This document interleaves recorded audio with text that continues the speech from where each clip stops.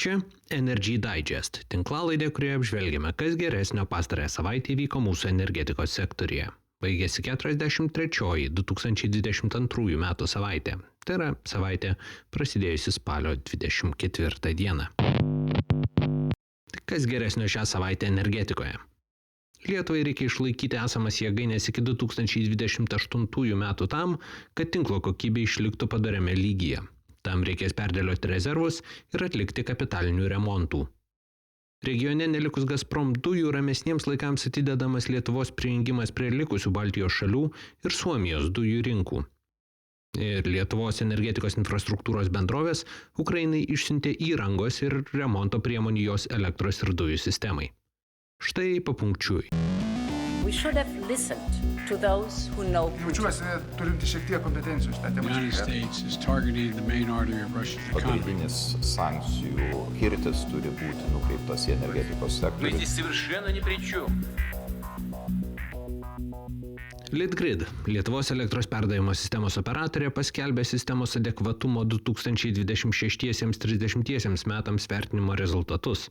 Studiją atliko prancūzijos inžinieriai ir konsultantai RTE International. Anot studijos, Harmony Link jungties įgyvendinimas 2028 metais, o ne 2025 kaip planuota anksčiau, sukelia nepriimtino lygio adekvatumo riziką 2026 ir 2027 metais. Tuo laikotarpiu LOLE rodiklis siekia atitinkamai 33 ir 28 valandas per metus, kai turėtų siekti nedaugiau nei įstatymo numatytos 8 valandos per metus. LOLE, arba angliškai Loss of Load Expectation, arba tikėtinas apkrovos praradimas, trumpai tariant yra elektros tiekimo saugumo ir sistemos patikimumo rodiklis. Kuo skaičius mažesnis, tuo geriau. Skaičiuojama, kad jei iki Harmony Link jungties eksploatacijos pradžios būtų išlaikyti apie 500 MW elektros gamybos įrenginių, kurie šiuo metu yra rezerve, LOLE sumažėtų iki priimtino lygio, atitinkamai 6,5 ir 5,5 valandų per metus. Tam, kad įrenginiai būtų išlaikyti, jiems bus reikalinga finansinė parama. Jei problemų su sistemos adekvatumu atrastų ir Europos reguliuotojai, Litgrid siūlo 2 metams išplėsti ratą jėgainių, kurioms taikoma izoliuoto darbo rezervo paramos schema. Toks lankstesnis būdas remti dujinės elektrines. Kaimyninėse šalyse iššūkių su sistemos adekvatumu neturi Latvija, Švedija ir Lenkija, jų turi Estija ir Suomija, bet Lietuvos iššūkiai, anot studijos autoriaus, yra didesni. Kodėl tai svarbu? Sistemos operatoriaus pranešime neminima, bet sakant apie 500 MW elektros gamybos įrenginiai, ko gero turime omenyje Elektrėnų elektrinės senieji 7 ir 8 blokai. Litgrid siūlomas sprendimas leistų juos išlaikyti ir jiems kiek lanksčiau veikti rinkoje. Ši paramos schema, jei viską suprantu teisingai, turėtų veikti kaip pleistras 2 metams. Mat Harmony Link, povandeninė Lietuvos ir Lenkijos elektros jungtis ir nauji žaliosios generacijos pajėgumai, kurie atsiras iki tol, anot studijos autorių, reikšmingai sumažina adekvatumo problemas Lietuvoje. Tai LOLE krenta net iki 2,22 valandų per metus. Tiesa, studijos prielaidose nurodoma, kad pirmasis jūrinio vėjo parkas Lietuvoje pradės veikti 28 metais. Aš šio projekto pabaigos data labai abejoju, nes jį reikštų, kad projektas yra užbaigiamas 2 metais anksčiau, nei jam yra realiai suteikiama laiko. Tam, kad išlaikyti senasis elektrinės, iki tol taip pat turės būti atlikti remonto darbai minėtose Elektrėnų elektrinės blokuose. Jie išrikiuotas dėl amžiaus, nes veiklą pradėjo 68 ir 71 metais, turėjo būti išvesti apie 23 metus. 8 bloką Ignitis gamyba remontuos savo lėšomis už 3,2 milijonus eurų, o 7 bloko remontas yra įtrauktas į vyriausybės programą. Apie tai, kad Harmony Link įgyvendinamas atidedamas iki 28 metų buvo pranešta tuo pačiu, kaip ir apie tai, kad spartinsime sinchronizaciją iki 2024. Mat nuspręsta ją vykdyti be Harmony Link jungties. Nežinau, kaip čia seksis. Baltijos šalių ir Suomijos energetikos rinkos reguliuotojai sutarė 1 metams iki 24 spalio atidėti Lietuvos prisijungimą prie jau funkcionuojančios bendros regiono gamtinių dujų rinkos. Latvija, Estija ir Suomija veikia kaip viena dujų rinka nuo 20 metų, kai pradėjo veikti Baltic Connector, dujotiekis tarp Estijos ir Suomijos. 20 metų pradžioje Lietuva buvo sutarta prie vienos tarifų zonos prijungti iki 23 spalio 1 dienos.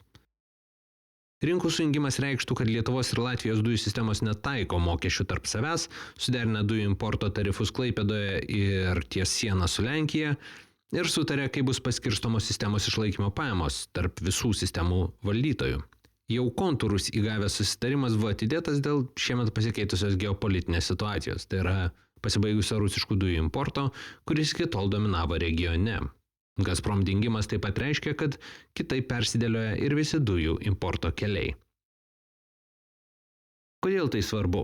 Diskusija dėl bendros dujų rinkos yra gera iliustracija to, kaip radikaliai pasikeitė dujų tiekimo situacija regione. Lietuvos vieno tarifo zonoje nebuvo dėl elementarios priežasties. Lietuva su kaimynėmis nesutarė dėl Klaipėdos dujų importo terminalo. Dabar padėtis pasikeitė. Pavyzdžiui, anksčiau dujų importas suskystintų pavidalu buvo įvardyjamas kaip alternatyvūs dujų šaltiniai, o Lietuvos dujų sistemos valdytojas turėjo taikyti nuolaidas, kad terminalu būtų patrauklu naudotis. Šiemet alternatyvūs šaltiniai tapo pagrindiniais. Be to, metų sandūroje regione taip pat turėtų atsirasti ir Suomijos dujų importo terminalas, tad yra ką permastyti. Litgrid ir Ambergrid, atitinkamai Lietuvos elektros ir dujų perdavimo sistemas valdančios bendrovės, gavusios Ukrainos kolegų prašymą, išsiuntė apie 100 000 eurų vertės įrangos, padėsiančios doroti su Rusijos masinio energijos sistemų bombardavimo kampanijos padariniais. Ukrainiečiai skaičiuoja, kad nuo spalio vidurio Rusijos vykdomas bombardavimas pažeidė apie 40% šalies energetikos sistemos. Pagalbos pakete dujotiekių užlopimo medžiagos 110-330 kV pirminiai įrenginiai, srovės ir kombinuoti transformatoriai, izoliatoriai, srovės transformatoriai, skyrikliai ir 330-110 kV autotransformatorius. Pagalba buvo parinkta atsižvelgiant į ukrainiečių nurodytas reikalingiausias priemonės. Ji perduodama per nevyriausybinę organizaciją Blue and Yellow. Kodėl tai svarbu? Intensyvus Ukrainos bombardavimas padarė didelės žalos dujų ir ypač elektros perdavimo infrastruktūrai. Galima įtarti, kad jokie energijos sistemų prižiūrėtojai neturi specialiai tokiam poreikiu atidėtų atsargų sandėliuose, bet tokios pagalbos tikėtina dar reikės. Jau ir šį kartą pagalba tiekiama su partneriais iš ES ir kitur. Mano supratimu, sistemiškas energetikos infrastruktūros bombardavimas, siekiant padaryti žalą ne kariuomeniai, o civiliams, yra gana tiesmukas karo nusikaltimas. O tai, kaip smarkiai ši teroro kampanija bus ginama kaip siekis paveikti Ukrainos karinių pajėgų gebėjimą gintis, šitą paliksiu būsimiems tarptautiniams karo nusikaltimų tribunolams. Na ir kas toliau? Baltijos šalių elektros sistemų operatorės kuria bendrą balansavimo rinką. Jį pakeis dabartinį elektros sistemai reikalingų rezervų išlaikymo modelį. Balansavimo pajėgumai reikalingi tam, kad elektros gamyba nuolatos atitiktų elektros vartojimą. Kuriama rinka reiškia, kad perdavimo sistemų operatorės pirks šią paslaugą iš Baltijos šalyse veikiančių elektros saugotojų ar gamintojų. Skaičiuojama, kad nuo 25 metų, kai rinka pradės veikti, joje valdytojai užsakinės 1512 MW elektros gamybos ar saugojimo pajėgumų. Ir galiausiai, vyriausybė patvirtino subsidijų verslui už elektrą mokėjimo tvarką.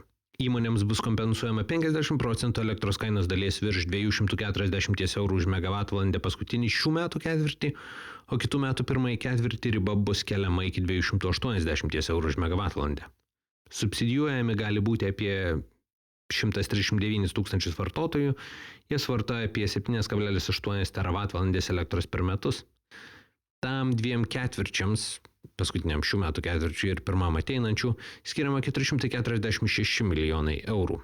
Tačiau jei elektros kaina rinkoje išsilaikytų tokia, kokia yra dabar, ar net kristų, subsidijų gali visai neprireikti. Šiam kartui tiek. Jei tinklalaidė jums pasirodė įdomi, prenumeruokite. Energy Digest rasite bet kurioje podcastų programėlėje. Papasakokite apie tinklalaidę draugams, bendradarbiams, pažįstamiems, galbūt jiems energetikos naujienos taip pat bus įdomios. Šis podcastas kuriamas to paties pavadinimo naujienlaiškio pagrindu. Jei mėgstate naujienas ir skaityti, o ne tik jų klausytis, laidos aprašyme rasite nuorodą, kurią sekdami galėsite naujienlaiškį užsiprenumeruoti. Kaip ne viską šiame gyvenime, Energy Digest ilgainiui atsiduria socialiniuose tinkluose. Aprašyme rasite visas navigacijai reikalingas nuorodas. Ačiū, kad klausėtės. Su jumis buvau aš, Naglis Navakas. Iki kitų kartų.